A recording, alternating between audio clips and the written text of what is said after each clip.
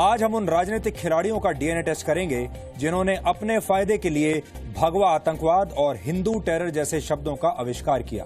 हम आपको बताएंगे कि पिछले 9 वर्षों में इस शब्द का राजनीतिक दुरुपयोग कैसे किया गया। आज मालेगांव में हुए बम धमाकों के मामले में लेफ्टिनेंट कर्नल पुरोहित को सुप्रीम कोर्ट से जमानत मिल गई है और इसी के साथ देश के सामने एक चुभने वाला सवाल खड़ा हो गया और वो ये कि कर्नल पुरोहित के 9 वर्षों का हिसाब कौन देगा। जिन लोगों ने हिंदू आतंकवाद और भगवा आतंकवाद जैसे शब्दों के आधार पर नेतागिरी की, बड़े बड़े लेख लिखे और एजेंडा चलाया, क्या उनके खिलाफ कोई कार्रवाई होगी? हमारे सिस्टम में जिन लोगों ने और एजेंसियों ने कर्नल पुरोहित को बिना पुख्ता सबूत के करीब 9 साल तक जेल में रखा, क्या उनके खिलाफ कोई कार्रवाई होगी? आज हम ये सवाल इसलिए उठा रहे हैं क्योंकि भगवा आतंकवाद की साजिश का रंग आज उतर गया है।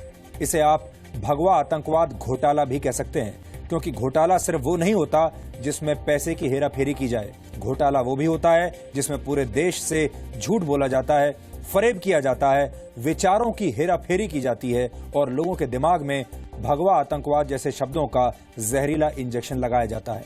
ये एक ऐसा डीएनए टेस्ट है जिसे देखकर आतंकवाद का धार्मिक बंटवारा करने वाले लोग आज शर्मिंदा हो जाएंगे। 8 साल 9 महीने और 16 दिन, या फिर यह भी कह लीजिए कि 3211 दिन, किसी के भी जीवन काल में ये एक बहुत बड़ा वक्त होता है। इतने बड़े वक्त में पूरी दुनिया बदल जाती है। आज से 9 साल पहले इस दुनिया में व्हाट्सएप नहीं था, 4G मोबाइल नेटवर्क नहीं थे, mobile app based taxi services नहीं थी, एंड्रॉयड ऑपरेटिंग सिस्टम नहीं था, सोशल मीडिया नहीं था, इंस्टाग्राम नहीं था। ये उदाहरण हमने आज आपको इसलिए बताए ताकि आप ये समझ सकें कि 9 वर्षों में दुनिया कितनी बदल जाती है और आज के जमाने में 9 साल का वक्त कितना लंबा वक्त होता है। जरा सोचिए कि लेफ्टिनेंट कर्नल प्रसाद श्रीकांत पुरोहित के जीवन में पिछले 8 साल 9 महीने और 16 दिन का वक्त कितनी मुश्किल से बीता होगा। आज मालेगांव में हुए बम धमाकों के मामले में कर्नल पुरोहित को सुप्रीम कोर्ट से जमानत मिल गई है और इसी के साथ देश के सामने एक चुभने वाला सवाल खड़ा हुआ है और वो ये कि कर्नल पुरोहित के 9 वर्षों का हिसाब किताब कौन देगा। जिन लोगों ने हिंदू आतंकवाद और भगवा आतंकवाद जैसे शब्दों का आविष्कार किया, इस आधार पर नेतागिरी की और बड़े बड़े लेख लिखे, क्या उनके खिलाफ अब कोई कार्रवाई होगी? इन सवालों का जवाब हम ढूंढेंगे, लेकिन सबसे पहले आपको यह बताते हैं कि आज सुप्रीम कोर्ट में क्या हुआ और यह पूरा मामला है क्या। 29 सितंबर 2008 को मालेगांव में रात 9:35 पर एक बम धमाका हुआ था। यह धमाका एक स्कूटर में रखे बम से हुआ, जिसकी वजह से 6 लोग मारे गए थे और 100 लोग घायल हुए थे। इस मामले में 5 नवंबर 2008 को कर्नल पुरोहित की गिरफ्तारी हुई थी। शुरुआत में इस मामले की जांच महाराष्ट्र की एटीएस कर रही थी और महाराष्ट्र एटीएस ने यह आरोप लगाए थे कि कर्नल पुरोहित सेना में काम करने के बजाय अभिनव भारत नामक एक संस्था के लिए काम कर रहे थे, जो खुद उन्होंने 2007 में बनाई थी। एटीएस के आरोपों के मुताबिक इस संस्था का उद्देश्य था भारत को एक हिंदू राष्ट्र बनाना। इसके बाद 1 अप्रैल 2011 को एनआईए ने इस मामले की जांच शुरू की और फिर एनआईए ने पिछले साल मई में मालेगांव धमाकों की एक और आरोपी साध्वी प्रज्ञा सिंह ठाकुर समेत 6 लोगों को पूरी तरह से क्लीन चिट दे दी थी। एनआईए की जांच के दौरान इन लोगों के खिलाफ पर्याप्त सबूत नहीं मिले थे। हालांकि इन 6 लोगों में कर्नल पुरोहित शामिल नहीं थे। अपनी चार्जशीट में एनआईए ने यह भी कहा था कि इस केस में मकोका के तहत कोई मामला नहीं बनता, इसलिए आरोपियों पर से मकोका हटाया जाए। इसके बाद 25 अप्रैल 2017 को बॉम्बे हाईकोर्ट ने साध्वी प्रज्ञा सिंह ठाकुर को जमानत दे दी और हाईकोर्ट ने कर्नल पुरोहित को जमानत देने से इनकार कर दिया, जिसके बाद कर्नल पुरोहित इस मामले में अब सुप्रीम कोर्ट चले गए और आज उन्हें सुप्रीम कोर्ट से जमानत मिल गई। अब आप इस पूरी घटना का बैकग्राउंडर समझ गए होंगे। आज हमारे पास 25 पन्नों का सुप्रीम कोर्ट का वो फैसला भी मौजूद है जो इस वक्त मेरे हाथ में है। इस फैसले में वैसे तो सुप्रीम कोर्ट ने जमानत देने के बहुत सारे आधार बताए हैं जिन्हें मैं आपको पढ़कर सुनाऊंगा, लेकिन सुप्रीम कोर्ट ने एक ऐसी बात कही है जिससे यह पता चलता है कि मालेगांव ब्लास्ट मामले में राजनीति करने की संभावनाएं तलाशी गई थी और पूरी दुनिया में हमारे देश और हमारी सेना को बदनाम किया गया। जमानत देते हुए अपने फैसले में सुप्रीम कोर्ट ने लिखा है कि जमानत के अधिकार से सिर्फ इसलिए इनकार नहीं कर देना चाहिए कि उससे आरोपी के खिलाफ किसी समुदाय की भावनाएं आहत होंगी। सुप्रीम कोर्ट की टिप्पणी बहुत बड़ी है क्योंकि राजनीतिक वजहों के चलते ही उस वक्त भगवा आतंकवाद या हिंदू आतंकवाद जैसे शब्दों का इस्तेमाल किया गया था। जो लोग आज ये कहते हैं कि आतंकवाद का कोई धर्म नहीं होता, वो उस वक्त चिल्ला चिल्ला कर आतंकवाद का धर्म और जाति तय कर रहे थे। और हिंदू आतंकवाद जो शब्द आपने कई बार सुना होगा, हिंदू टेरर जिसे अंग्रेजी में कहते हैं, ये भी आपने न जाने कितनी बार अखबारों में पढ़ा होगा और न्यूज चैनल्स पर सुना होगा। ये तमाम शब्द उसी समय गढ़े गए थे। उस वक्त देश में कांग्रेस की सरकार थी और देश के गृह मंत्री थे पी चिदम्बरम। अब मैं आपको यह पढ़कर बताना चाहता हूं कि सुप्रीम कोर्ट ने अपने फैसले में और क्या कहा और किस आधार पर कर्नल पुरोहित को जमानत दी गई। इसमें खास बात एक मैं आपको पहले ही बता चुका हूं, जिसमें उन्होंने कहा है, in our considered opinion there are material contradictions in the chargesheets filed by the ATS Mumbai and the NIA, which are required to be tested at the time of trial, and this court cannot pick or choose one version over the other. ऐसा उन्होंने आगे कहा है। इसके अलावा जो खास बात कही है, but at the same time, right to bail is not to be denied merely because of the sentiments of one community against the accused. पिछले वर्ष 21 अप्रैल को हमने डीएनए में केंद्रीय गृह मंत्रालय की एक बैठक का एक सीक्रेट नोट आपको दिखाया था। ये सीक्रेट डॉक्यूमेंट्स गृह मंत्रालय की उस बैठक से जुड़े हुए थे जो जुलाई 2005 से अक्टूबर 2007 तक हुए कुल 12 आतंकवादी धमाकों पर चर्चा करने के लिए बुलाई गई थी। इसी दौरान मालेगांव और समझौता एक्सप्रेस ब्लास्ट हुआ था और इन घटनाओं को लेकर तत्कालीन यूपीए सरकार ने भगवा या हिंदू आतंकवाद शब्द का इस्तेमाल किया था। पिछले साल 21 अप्रैल को हमने आपको बताया था कि इस सीक्रेट नोट में कहीं भी इन धमाकों के पीछे हिंदू आतंकवाद शब्द का जिक्र नहीं था, बल्कि इन धमाकों के लिए पाकिस्तानी आतंकवादी संगठनों को जिम्मेदार बताया गया था। इन दस्तावेजों से यह भी पता चला था कि कर्नल पुरोहित का नाम जांच में कहीं था ही नहीं।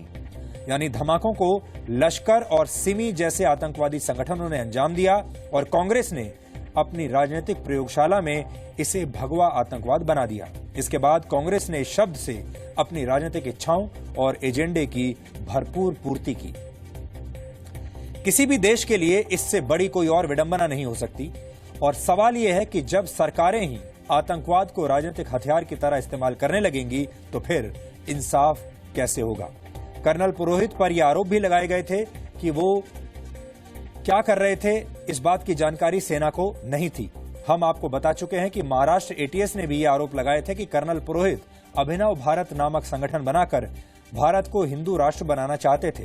लेकिन हमारे पास सेना के कुछ गोपनीय दस्तावेज आज हैं जो ये बताते हैं कि कर्नल पुरोहित के बारे में उनके सीनियर अधिकारियों को पूरी जानकारी थी।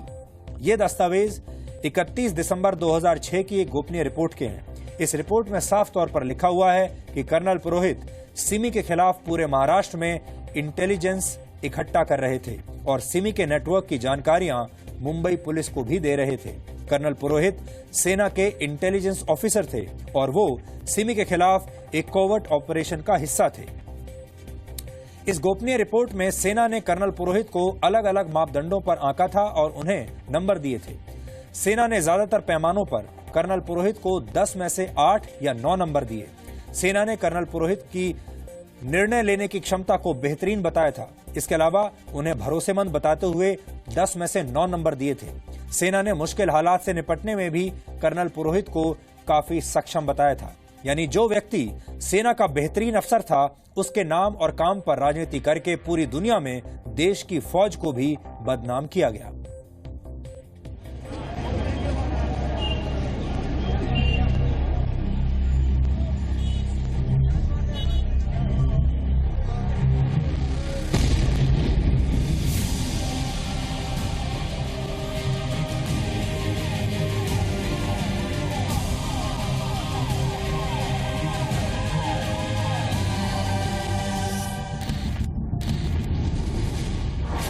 नवी मुंबई की इसी तलोजा जेल में लेफ्टिनेंट कर्नल प्रसाद श्रीकांत पुरोहित पिछले करीब 9 वर्षों से कैद हैं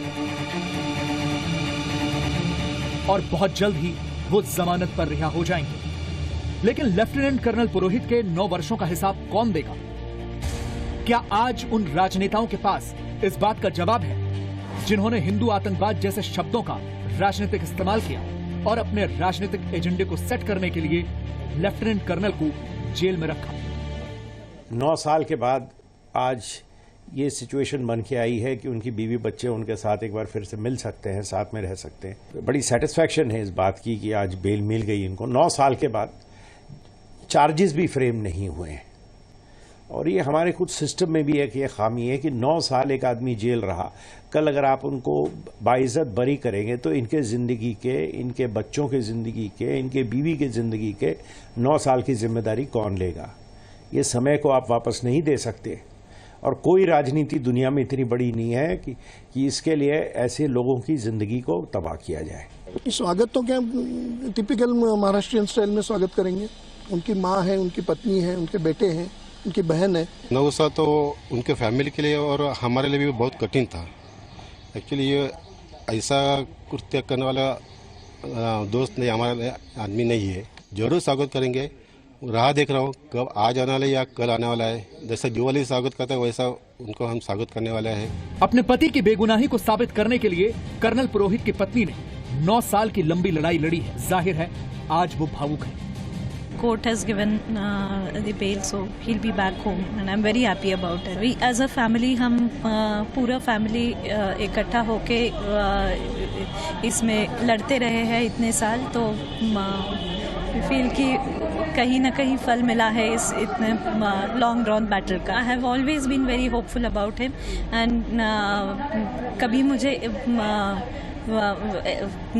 कभी मुझे नेगेटिव थॉट्स नहीं है and they will never be about this. आपको ये जानकर हैरानी होगी कि मालेगांव धमाकों की जांच कर रही एटीएस और एनआईए की जांच में बड़ा विरोधाभास है। एक एजेंसी ने जिन आरोपों में लेफ्टिनेंट कर्नल पुरोहित की गिरफ्तारी की, दूसरी ने उन धाराओं को हटा दिया। मुझे लगता है कि बेल मिलने की 2 वजह है। पहली वजह तो यह है कि 8 साल में अगर ट्रायल कोर्ट ने चार्ज नहीं फ्रेम किया, एक वजह। दूसरी वजह यह है कि 2 इन्वेस्टिगेटिंग एजेंसीज का एक कॉन्फ्लिक्टिंग स्टैंड रहा। जो पहली इन्वेस्टिगेटिंग एजेंसी थी उन्होंने कहा कि उनके खिलाफ पुख्ता सबूत है। दूसरी इन्वेस्टिगेटिंग एजेंसी ने पहले इन्वेस्टिगेशन में जो खामियां थी उसके बारे में पॉइंट आउट किया। श्रीकांत पुरोहित के वकीलों ने इसी आधार पर सुप्रीम कोर्ट में बहस की, जिसके बाद कोर्ट ने उन्हें जमानत दे दी। मकोका के तहत आरोप हटाने के बाद जमानत देनी चाहिए। मकोका के तहत आरोप हटने से आरोपी बेगुनाह साबित नहीं होता। गवाहों ने एटीएस पर प्रताड़ित करके बयान लेने का आरोप लगाया है। एटीएस की जांच में कर्नल पुरोहित के खिलाफ जो सबूत मिले हैं वो एनआईए की जांच में भी सामने आए हैं। गवाहों के बयान से पलटने के बाद कर्नल पुरोहित पर कोई आरोप नहीं बनता। एनआईए ने प्रज्ञा ठाकुर समेत कुछ आरोपियों को क्लीन चिट दी है, मगर कर्नल पुरोहित को नहीं दी है। सेना की कोर्ट ऑफ इंक्वायरी में कर्नल पुरोहित के खुफिया मिशन पर होने की बात साफ है। कर्नल पुरोहित पर देश की एकता और अखंडता के खिलाफ युद्ध छेड़ने के गंभीर आरोप हैं। कर्नल ने जिन बैठकों में हिस्सा लिया वो अपने मिशन के तहत लिया। साजिश को अंजाम तक पहुंचाने के लिए आरोपी कर्नल पुरोहित हिंसक तरीके अपनाने की तैयारी में थे। निचली अदालतों ने गवाहों की बात नहीं मानी। निचली अदालतों ने इन्हीं आरोपों के आधार पर कर्नल पुरोहित को जमानत नहीं दी। ये थोड़ा इसका जो परिणाम होता है इन्वेस्टिगेशन एजेंसीज पे, इसको ध्यान में रखते हुए कुछ इस पे हमको रूल्स ऑफ द गेम बनाने पड़ेंगे, वरना इस किस्म के वाकये होते रहेंगे कि एक आदमी 9 साल जेल में बैठा रहे और उसके बाद सब कहें कि तुम्हारे खिलाफ तो जो एविडेंस ली थी वही झूठी निकली। कोर्ट ने अपने फैसले में कहा है कि विरोधी समुदाय को खुश करने के लिए किसी आरोपी की जमानत रद्द नहीं की जा सकती। तो क्या जिन्होंने मालेगांव बम ब्लास्ट को भगवा आतंक का नाम दिया, क्या वो भी किसी समुदाय को खुश करने के लिए आतंक का रंग तलाश रहे थे? लेकिन इतना जरूर है कि जब इन लोगों को गिरफ्तार किया गया था और लोगों में, अधिकारियों में ये बात चर्चा का विषय था कि इन लोगों के खिलाफ जो पुख्ता सबूत, ऐसे कोई सबूत नहीं है। इनको राजनीतिक कारणों के कारण उस समय की जो कांग्रेस सरकार थी, जिस प्रकार से कभी बोलते थे, कभी भगवा आतंकवाद की बात करते थे, कभी दूसरे उसकी बात करते थे, उन्होंने राजनीतिक कारणों से इन लोगों को गिरफ्तार किया था। सुप्रीम कोर्ट द्वारा आज जो कर्नल पुरोहित को जमानत दी गई है, इस अंतरिम जमानत से न उनका दोष और न निर्दोष होना साबित होता। जमानत एक मुकदमे की प्रक्रिया का हिस्सा है, इससे अधिक कुछ नहीं। 2007 और 2008 के बीच देश में हुई कुछ आतंकी वारदातों में कथित तौर पर हिंदू संगठनों का नाम आया था और साल 2013 तक कांग्रेस पार्टी खुले तौर पर इसे बीजेपी और आरएसएस से जोड़ रही थी। तब केंद्र में कांग्रेस की सरकार थी। भारतीय जनता पार्टी हो या आरएसएस के हो, उनके जो ट्रेनिंग कैंप है वो हिंदू टेररिज्म बढ़ाने का काम देख रहे हैं। मालेगांव ब्लास्ट के साथ जो भगवा आतंक शब्द उछाला गया, बीजेपी पहले से ही कांग्रेस के इस आरोप का विरोध कर रही थी। क्या शब्द प्रयोग कर रहे हो आप? आतंकवाद को कोई उसूल नहीं होते। आतंकवाद मानवता का दुश्मन होता है।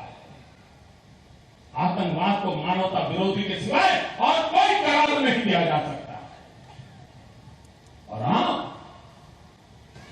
आतंकवाद को भगवा आतंकवाद कह रहे हो। और अब कोर्ट का फैसला भी इसी ओर इशारा कर रहा है कि कांग्रेस का आतंक के बीच से रंग की तलाश करना दरअसल एक समुदाय के साथ सियासी गठजोड़ था। निवृत्ति मोहन और महेश गुप्ता के साथ मनीष शुक्ला, जी मीडिया, दिल्ली। ये दूसरा बड़ा मामला है जिसमें पी चिदम्बरम के गृह मंत्री रहते हुए तथ्यों को तोड़ मरोड़ कर पेश करने की कोशिश की गई। चिदम्बरम के गृह मंत्री रहते हुए आपको याद होगा इशरत जहां के एनकाउंटर को भी फेक बता दिया गया था।